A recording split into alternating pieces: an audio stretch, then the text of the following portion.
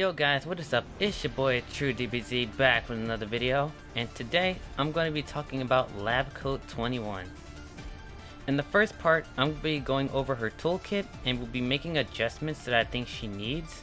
And in the second part, I'm going to be giving my final thoughts on her impact on the game, how I feel about what's going on right now, and how the game will hold up in the future. So without further ado, let's just go into the first part. Alright, starting off with her normals. So having all of her normals be safe on block isn't really a deal breaker for me.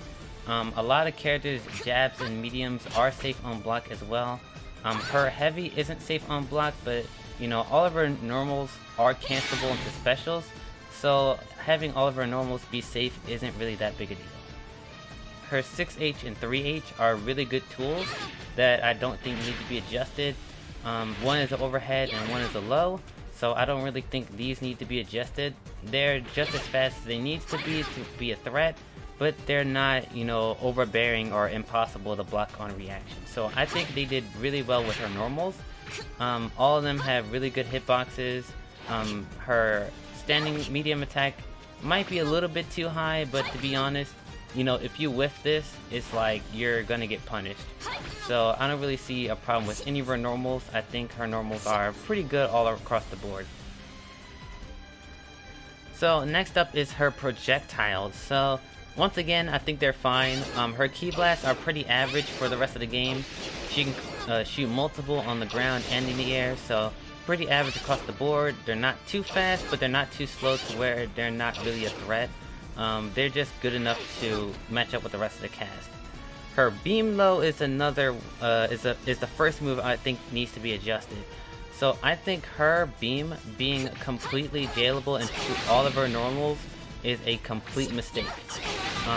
This basically means that she can get free plus frames. Well, of course you're spending meter for vanish, but like basically you can go into any of your normals, do beam into vanish, and you're automatically +2. No other moves let you do this. None of her normals, you know, none of her key blasts. I'm pretty sure none of her specials as well jail into vanish. Her beam does. And where this becomes a major problem is the fact that not only is it jailable from normals, but it's also the fastest beam in the entire game. So no other beam in the entire game is as fast as Lab Coat 21's, which means she can pretty much snipe anyone at any range, and we'll talk about how that's a problem later on when we get to how good she is at close range. So her being a threat at very long ranges isn't necessarily a bad thing, but in conjunction with the rest of her toolkit is kind of a little bit overboard.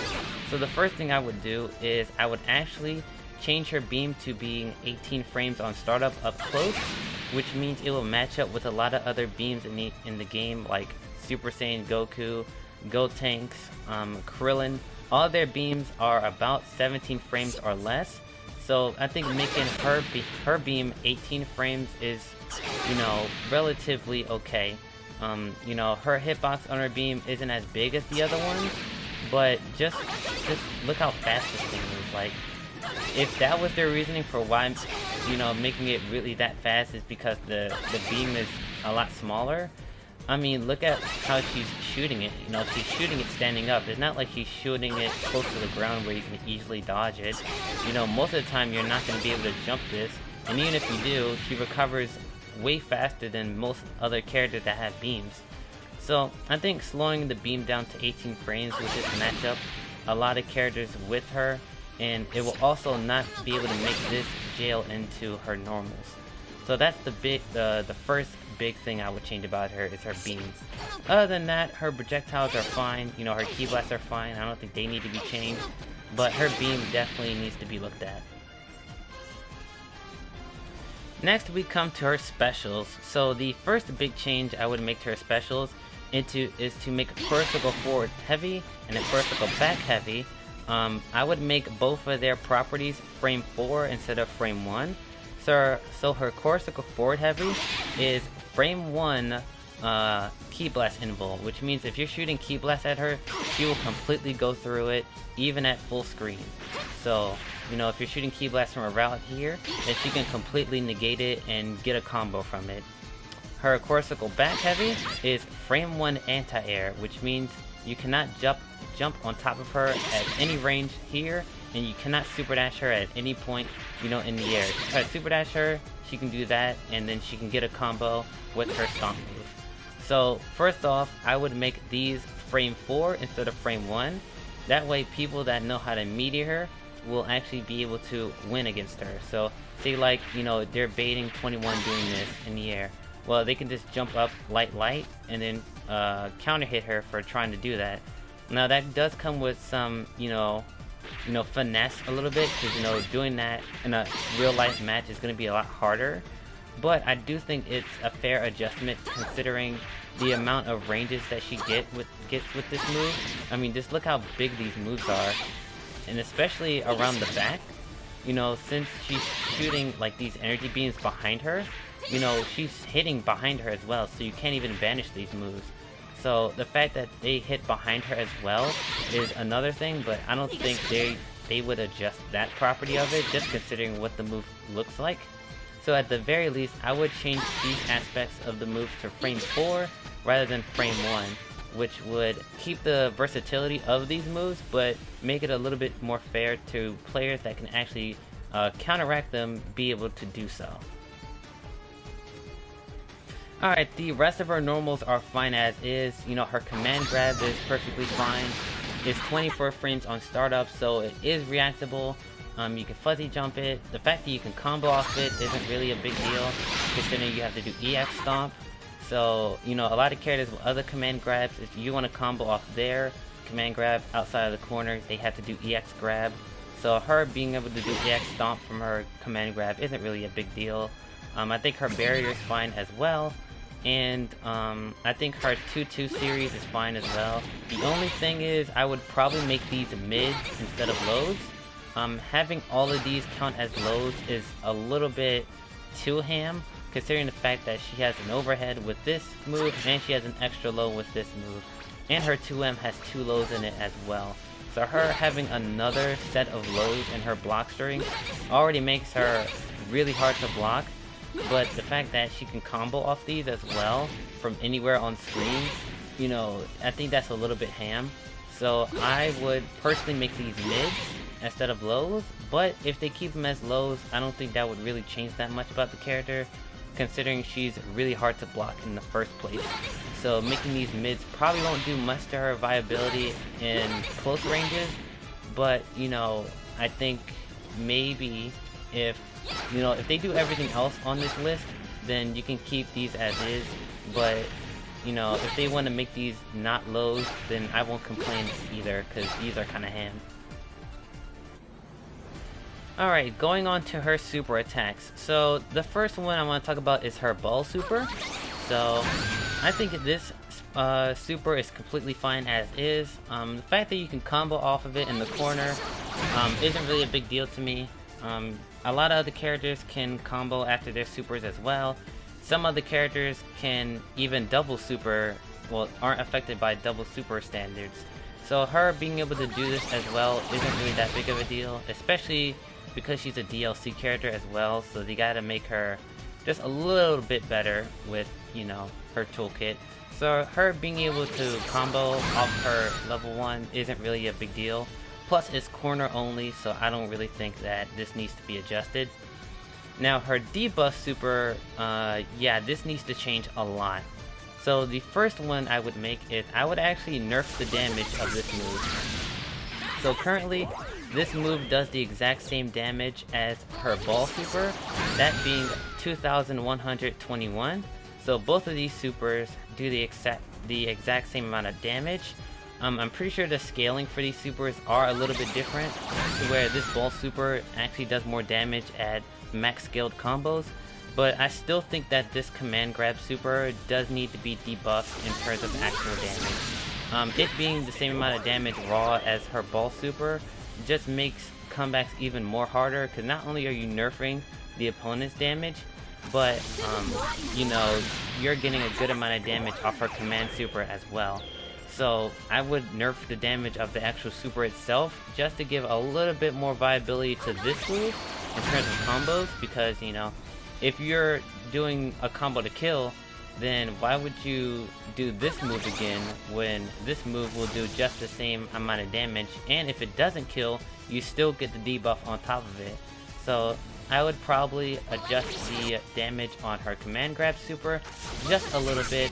I personally would make it 2000 even, so it's only 121 less than her ball super, but I still think it's a significant amount to where, you know, if you're doing a combo to kill, you would still optimally go for the ball super second after the first ball super instead of doing ball into command grab. So that's the first thing I would make to her command grab super. Secondly, I would make this move 28 frames on startup. So this would actually line up with a lot of other command grabs in the game, like Goku Black's beam command grab. Sorry, I had to think of the word there. This would match up with Goku Black's, who I believe is 30, and I think Jiren's is like 24. So her having this command grab, which is 24 as well, is already good enough, but she has a command grab super that is 21 frame startup, so it's basically unreactable, and is fully invul, which means you cannot mash this super. So if your opponent's pressing light, they will not hit Lab Coat 21. So I would make this 28 frames to make it a little bit more reactable and be able to fuzzy jump a little bit easier. And then on top of that, I would fully get rid of the invul on the startup of this move. If you mash on this super, you should be able to hit 21. Like, straight up, you should be able to hit her. There's no reason why this command grab specifically needs to be fully invul, especially because it's not a level 3. Some people would argue, you know, it's similar to Trunks' level 3 super, which is a command grab as well. But Trunks is spending 3 bars, whereas 21 is spending 1, and is nerfing everyone else's damage on top of that. So her super being a command grab and fully invul while debuffing the enemy is completely ham. I think they need to get rid of the invul entirely on startup. You know, being able to mash this would make it a lot easier to deal with, because the debuff is already a good enough ability as it is. So having the opponent have no countermeasures except for jump when you think it's gonna happen is a little bit too restricted for the amount of pressure she gives with her overhead, her low, the 2S series, her beam. Like, she has way too many pressure tools for her to have a unreactable command grab that debuffs you and is fully invulnerable to where you can't mash out of it. So that's the second thing I would change. And the last thing I would do is I would make the debuff go away if 21 dies. So not if 21 tags out, but if she actually dies in battle. And the debuff will come back if you use the Dragon Balls on her. So this would make the debuff still very strong to do, because if you're already debuffing your opponent, that means you're already winning the match most likely. But if the opponent makes a comeback and actually kills Lab Coat 21, then that means they get their normal damage back and the match continues on like normal. So it adds a little bit of counterplay to it, to where if you get debuffed, then your main priority at that point is killing Lab Coat 21. And since the snap meta isn't the way it was back then, it's not a guaranteed mix up, so there's still a little bit of, you know, counterplay you can on the Lab Coat 21 side. So it's still not a one-sided thing on either side, but it does give both opponents things they can do against this super and keeping 21 alive. So giving her another nerf to where this goes away when she dies, I think makes the debuff of 21% to all your damage completely fair. Because like I said, you can just focus on killing Lab Coat 21, which isn't really that hard in this game because a lot of characters do a lot of damage. And so, you know, killing one character isn't that big a deal. So, I think that's it for her debuff. So those are the things I would change about her debuff move specifically. I would nerf the damage to 2000 just to give more viability to this super. I would make her command grab super 28 frames, so it's a little bit more reactable. I recommend getting rid of all the invul on startup of this move. That way, if you fuzzy mash this, you can actually punish 21. And the last thing is I would make the debuff percentage actually go away when 21 dies, but if you revive her with the Dragon Balls, then the debuff comes back. So yeah. And also I believe the level 3s are fine. Her level 3s doesn't really give her any 50-50s to my knowledge, you know, so having her have 2 level 3s that you can do both on the air and the ground are completely fine to me. The damage on it is perfectly fine as well. It's pretty average in terms of level 3s in the first place, so I don't really think that nerfing or buffing these level 3s in particular will do anything to the character as well. So I think the level 3s are fine. Now let's start the second part. What's my final thoughts on Lab Coat 21? In the current meta, she is the best character in the game, with Vegito and Majin 21 right next to her. There are a lot of things I like about her character. I like her design, I like her combos, I like her synergy with other characters, and I really like her assist spread. But Arc System Works made a shit ton of mistakes when making this character. Most of them comes from the moves I went over that needs to be changed, but another one is them not understanding the atmosphere of the game when she released. Which leads into my thoughts on how she impacted the game. When Lab Coat 21 was released, and even before she was even announced, the meta was shifting a lot. From Z Broly, UI Goku, and Majin 21 dominating the game, to the rise of the fusions meta was taking shape. Super Saiyan Blue Vegito, Super Saiyan Blue Gogeta, and Super Saiyan 4 Gogeta was making a mess of the meta, and with the addition of Android 17, it only made the community even more angry. But why? Well, because all the fusions have big normals and full screen specials with little recovery in a neutral sense. And with the addition of 17A assist, it only makes that way more powerful. So when Lab Coat 21 was announced, everyone was worried that she would be just like them. But instead, Arc System Works made something even worse. Not only did she have a full screen special move with little recovery, but that move was a frame 1 Ki Blast Invo move, and in addition, she had another one that was frame 1 anti-air, and both of these moves can cross you up if she went on the other side. So not only did they not see how this was a bad idea, but they went even further beyond. With the addition of the very first debuff attack in the game, not only is this debuff percentage completely outrageous at 21% of all damage from the opponent, not only is this debuff move a command grab that is 21 frames, which is barely reactable, not only is this super fully invul, but even if she tags out or dies, the debuff is permanent, which means she can debuff your entire team very easily. With specials and supers like this, it's no wonder that she became the best character in the game in a few short days, and has now garnered a ginormous hate fandom for the character. Her very strength invites hatred due to the poor construction of this character, and now the community is in a huge hate boner state where anyone that plays Lab Coat 21, Vegito, either Gogeta or 17 are bottom tier players being carried by top tiers, especially in the casual fan base. In the end, through a lot of complaining and genuine criticisms, the major and minor tournament scene has banned Lab Coat 21 from use, and because of that, Arc System Works has finally heard the call and is now in the process of a balance patch for the whole roster, but they are specifically going to be adjusting Lab Coat 21 as well. So what are my thoughts on this? Well, I'm just a spectator. When Lab Coat 21 released and destroyed the fan base, I was in the minor camp of just let 21 go. I believe that sooner or later they would address it, and this whole situation felt just like Season 2 with GT Goku and Season 3 with UI Goku, and I was just in the middle of it all. I understood that she was way too strong and that she was going to be a big issue, but I also understood that top tiers are just going to be top tiers. If it wasn't Lab Coat 21, it was going to be Vegito or Android 17. Because with the fanbase constantly growing, my voice becomes louder and louder, and I thought that Arc System Works might do something about them as well. But then they unleashed Lab Coat 21 and everything went downhill. I used to believe that the GT Goku Snap meta was the worst the game had ever been. But now with the confirmation of the ban of all use of Lab Coat 21, it's very clear to everyone how bullshit this character is.